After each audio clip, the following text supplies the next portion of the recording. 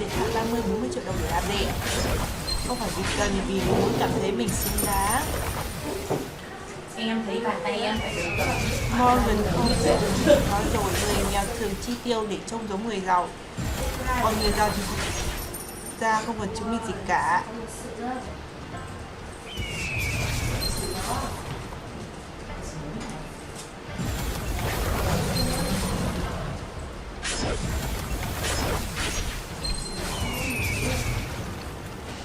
Brain.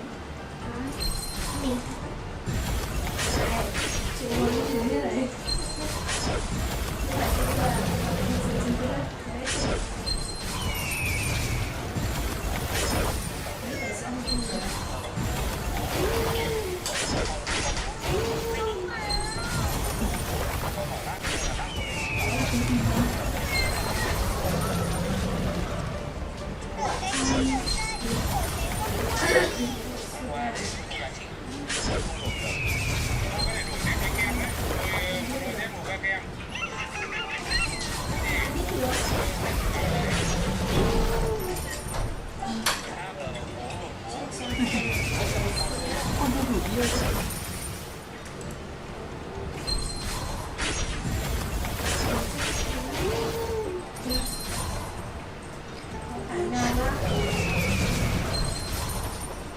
Có nhiều á. Rồi thì có gì cho. Tiếp biết mình chỉ có sự kiện gì cũng là vô cùng buồn buồn.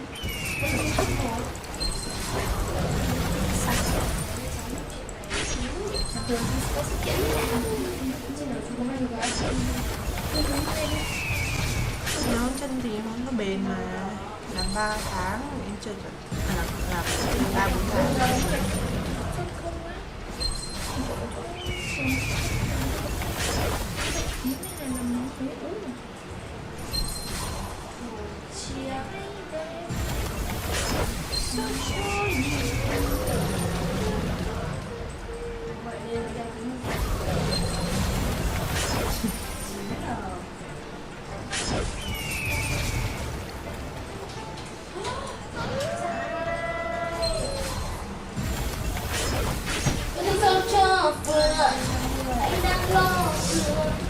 Bếp nó có mặt.